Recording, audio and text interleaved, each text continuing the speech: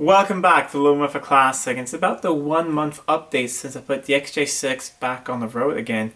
If you're new to the channel and you haven't been following along, I daily drive a 1975 XJ6 that I bought about Christmas last year. Spent most of the winter getting it all ready to go back on the road. It had a blown head gasket. I drove it during the summer and I noticed that in about August or so that it was using coolant, and took it apart again and it appeared to be a blown head gasket. So the head went to a machine shop and had a look at it. Even though it was perfectly straight, they shaved a little bit off it just to get rid of some oxidation that was in certain places, because it was blowing from one cylinder 2 into a coolant passage nearby. So it was all decked and put it back together and sort of kind of on a budget. Got back on the road for about $200, and that was a month later. So I want to see how the head gasket is holding up. So the easiest way for me to test this is to see if we have an exhaust gas in the coolant. Last time I did this, when the head gasket was blown, the liquid changed color immediately and it was very obvious. I could also see bubbles in the coolant when I revved the engine, so there was definitely a lot of exhaust gases in the coolant, but hopefully there are none now. If the car passes that test, I do have a few more things I want to do, because there are 2 small external coolant leaks that I want to sort out, but I'm not going to fix those if I find out that it's still using coolant and it's still, blowing exhaust gases into the coolant. So let's go outside and have a look at the car. I warmed it up for a little bit and I removed a bit of the coolant over here, so I'm getting ready to put the tester in there to see if we have any combustion gases in the coolant system. Like I mentioned, there are 2 small coolant leaks which I just got the parts for to address. Well, the one part I need is here. So one of the core plugs in the head, there are 3 of them up here on top. One of them is leaking. This keeps filling over and it spills over as you drive, so it's not spraying out there, but it's definitely leaking, and I think it's actually leaking up through the middle of it. I think it's corroded or something, so I have a new one. And at the same time, there's a small coolant leak here for where the wire goes over to the heater. On the other side here, let's see if I can get my finger. You can see it's just a tiny amount, just a little bit moist. It's a very small leak. I tried to retighten the clamp. It did not help, so I think there's a little debris or something in here. So, but it's been really small, so I've let it be until I got that part. I don't want to have to empty out the coolant system twice. So that has arrived now, but I thought before I start doing all of this, let's actually see if the head gasket is holding tight. I have the tester here full of the new test fluid. The good thing is that I have a look down there now and I'm not seeing any bubbles or anything, which I did see when it got really bad before. So fingers crossed it's still good. Also, when I tested this last time, the liquid turned yellow. If it turns yellow, it means to have combustion gases. I have understood that it can change color a little bit, to get a little bit darker sometimes, depending on if it reacts with the coolant in there. However, it's going to turn yellow, like a light yellow, if you have any combustion gases in there. So we'll put it in here and fingers crossed.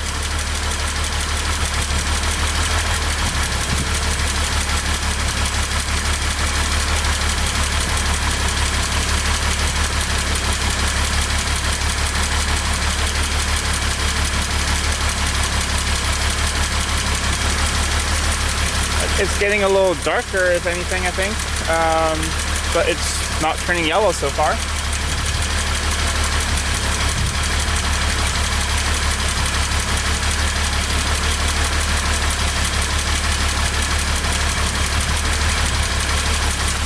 It's just, it's sort of getting a little bit darker. It's getting a little bit of the color of the coolant, I think, in it, because I seem to have got a little bit of coolant up here, but I don't think that's turning yellow, at least.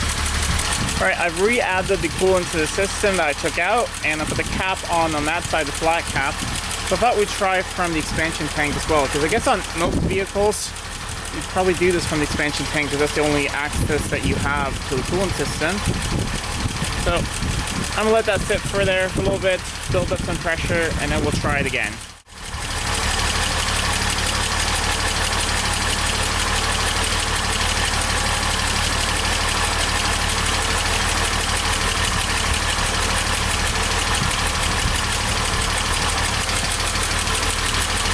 Okay, as you can probably see, I'm not getting a color change really there at all, and now actually I'm pulling up coolant as well. So I think the slight color change on the other side is probably the fluid reacting with the coolant, because after I've been pumping for a while, I seem to be getting coolant up here. I'm probably doing this more often than you have to, just because I'm trying to do a thorough test. But oh, everything seems to be fine. So I'm going to top up the coolant, put the caps back on, turn the engine off, and then we'll go on to the next thing. I've pulled the car into the workshop and I'll let it cool down completely, so it should be safe to empty out the coolant system now. Here is the new core plug. This is the one I'm going to be replacing. It's the one that's leaking. I will only be replacing this one. It's not because I'm being cheap or anything. I mean, these don't cost anything at all. It's just because they're a pain to get in and out, and if the other ones are fine, I'm just going to leave well enough alone for now and just replace this one. So hopefully it should be relatively easy to get out. I found that the bigger core plugs are usually easier to get out than these little ones. So fingers crossed that one won't be too difficult. While the coolant system is empty, I'm going to have a look at the tiny coolant leak over here we talked about.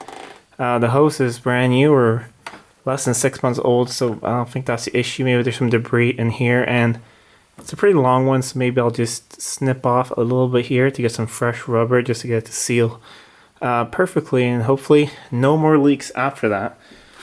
So I have a, let me see, I have a container here to catch the coolant because it's all brand new coolant. I'm going to reuse it, and I'm going to drain it just from here, from this hose over there.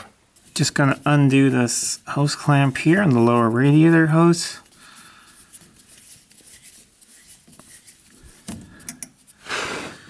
Alright, that's loose enough. And then I'm just going to get a flat blade screwdriver, just sort of try and break the seal a little bit.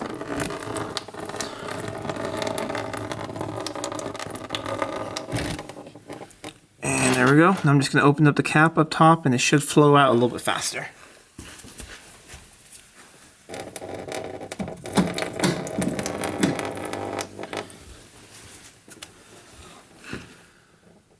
Alright, it's a slow and steady stream. I'm not going to empty out the whole system because it's only the top half of the engine. It's only the cylinder head and inlet manifold I want empty. So I'm going to let that drain for a bit, go and do something else. Come back and we'll have a look at that core plug. Now the coolant system is drained, I'm going to try and get that core plug out. Start by removing my HC leads. I just don't want to have them in the way so you guys can see more. Also, they're brand new, so don't want to damage them by mistake.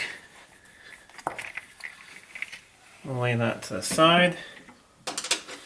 Okay, so this is the offending one.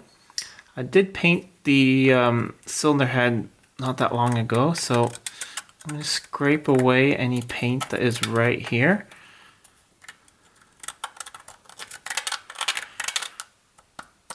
And yeah, the paint there doesn't really matter.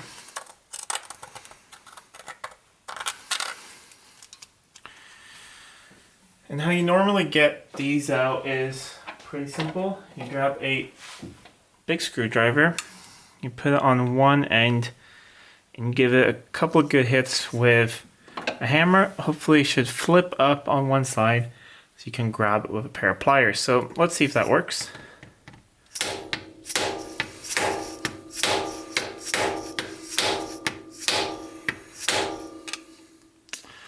Not on that side. Let's see if it works on this side.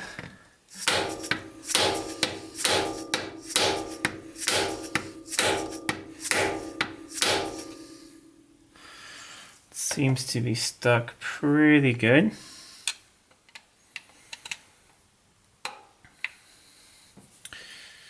Try some more.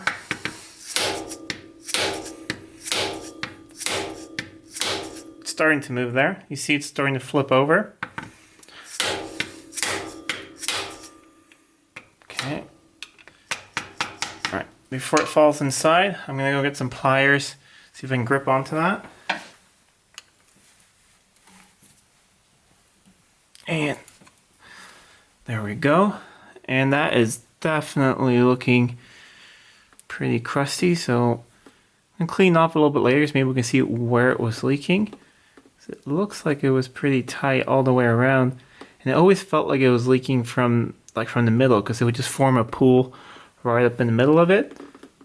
But I'll move the camera a little bit to show you guys into the hole. Okay, I've laid an extra light in there so you guys should be able to see inside the hole there where the plug was. As you can see, it looks a little bit sludgy and brown, but I don't really think it's too bad. I have noticed that the coolant does get discolored. With a new coolant I put in about a month ago, got discolored pretty quickly. I'm not sure if that's because the two head gasket failures, if there's a lot of combustion gases in the coolant system, if the coolant system's a little bit contaminated. So I have decided that after the winter, I'm going to drain out this coolant. I'm going to flush out the system with water a couple times and then put a new coolant, and hopefully it should be a lot cleaner inside. But I'm just going to clean up around this area a little bit, make sure I have a good mating surface for a new one to go in. Use some light memory cloth just around there to clean it up, and see if I can get some paper down in there just to clean up any sludge, and then I'm going to prepare the new plug to go in. I've thoroughly cleaned the mating surface on the block, and here is the new plug.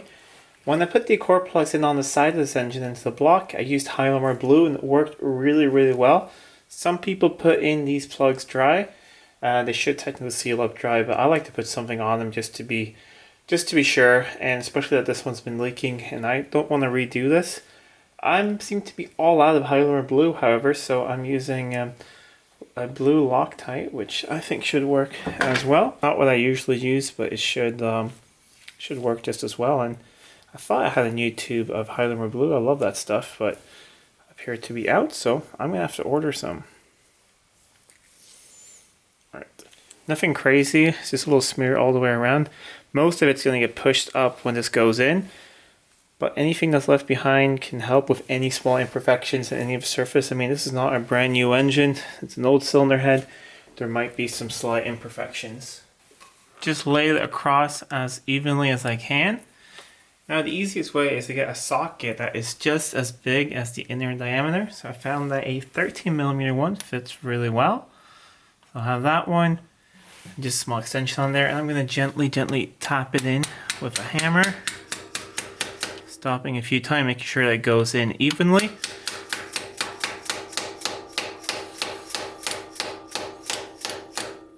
And I'm going to feel with my finger that it's pretty even. It's a little bit higher on this side, so I'm going to focus on that side for a couple of hits.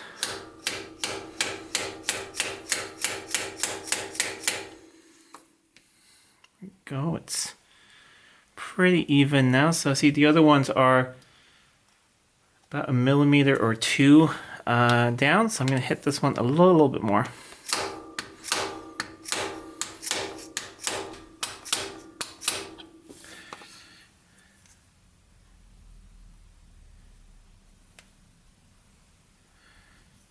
Okay, now it's in pretty even all the way around. I'm just going to grab some paper towel, dry this off. It doesn't really matter, we'll be painting over it again to match the rest of the block.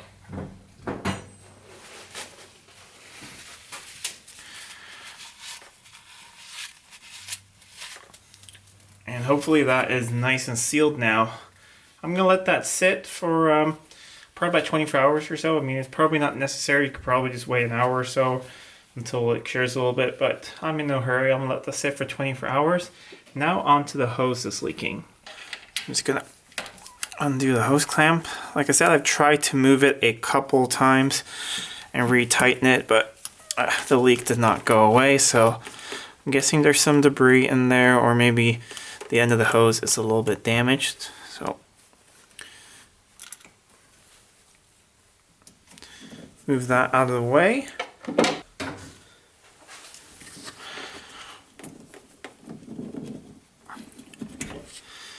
Okay, it's all off. So I will clean that up a bit. I'm also thinking I'm going to shorten the hose a little bit. And if you see, if I shorten it this much, it's still not going to rub against anything.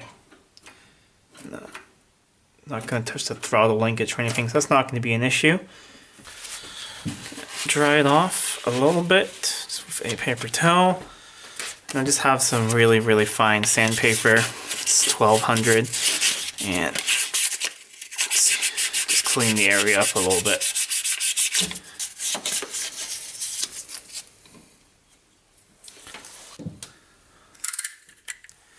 That's looking really nice and clean now. So I'm just going to shorten the hose a little bit to get the best seal possible. So check one more time if I remove it about there. Yeah, still going to clear everything.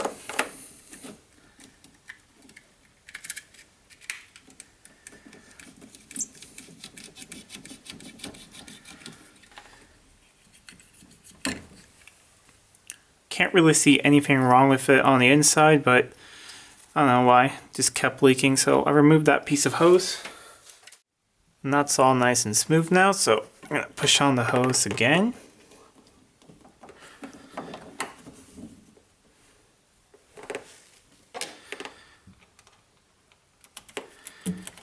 And just tighten up the clamp. Making sure that it's in the right place. Should be the perfect place right there.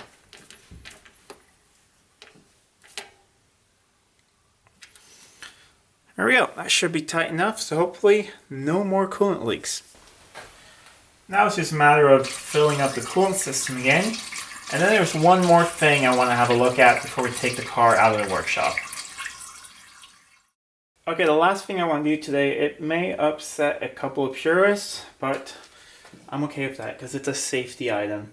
So these windshield wiper blades, even though they look gorgeous in stainless steel here, these are not really that old, and from experience on these as well, they're not the best. They don't really stick flat on the screen. This one works pretty well, but the one on the other side, basically, even though it's not that old and it's in pretty good shape, basically it misses half the screen. So the middle of the screen does not really get wiped. So this car is not the safest to drive in the rain, and I drive it pretty much all the time in all weathers, so it needs to be safe. So I'm doing the same upgrade that was done to my XJ12. It was actually done before I bought it, and I bought new ones for it as well, which is to fit the later Bosch ones, which are a lot better.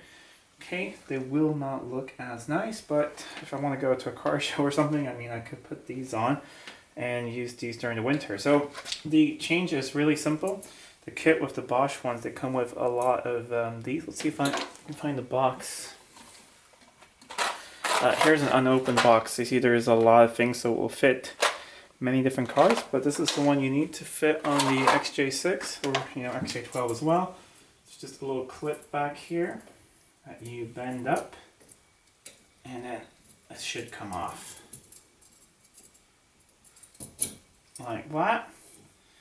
And you can put this to the side. I'm guessing, I mean, these are not that old, like I said, but they just don't work as well. They don't have the same kind of pressure and springs as the Bosch ones do, which are a lot more modern. So these will spring more and like keep pushed onto the windshield, while these they just won't. I'm gonna try and do this one-handed just to show you how it's done. So here's a little adapter. It goes on here. I'm not sure if I can do this one-handed, but let's try. See, it goes on there, and you push it down until it clicks. That little metal piece goes in there. Now you get your new wiper blade. I think this is the correct way around. Yep. And there we go. That snaps into place. And that's on the screen. So now I'm going to do the other one. Alright, I will admit that they're not as pretty as the other one, but I promise you they do work a lot better. It's not raining today actually for once, but the next time I'm out driving in the rain, I'll pull over and I'll show a little video of how well they actually work, and I'll post it to my Instagram if you want to see that. And that's it for this episode, and I think some really positive news. Seems to be no combustion gases going into the coolant. I mean, I haven't driven that far. Like I said, it's only been a month, and it's only been about 300 to 400 kilometers.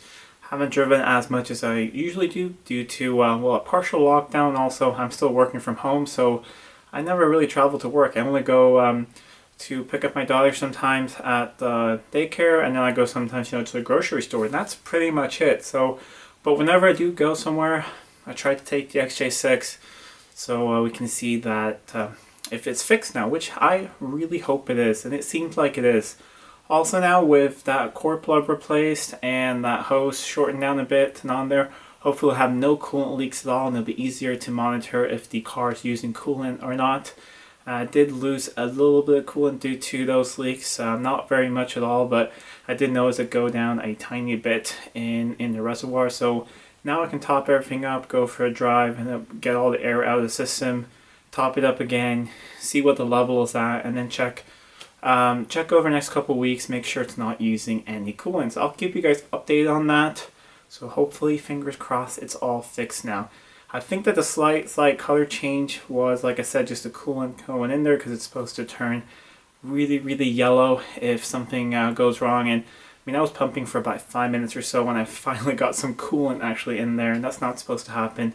And I think that's basically why it got a little bit darker. And also, this new wiper blade should make a big difference here, because most of the time I'm out driving, it's dark and it's raining because it's almost winter here, so the lights are really good in the car, and now hopefully the wipers are really good as well. If you like this video, please give it a thumbs up and share it with your friends. If you're not already subscribed to the channel, please do subscribe to the channel. It really does help out a lot.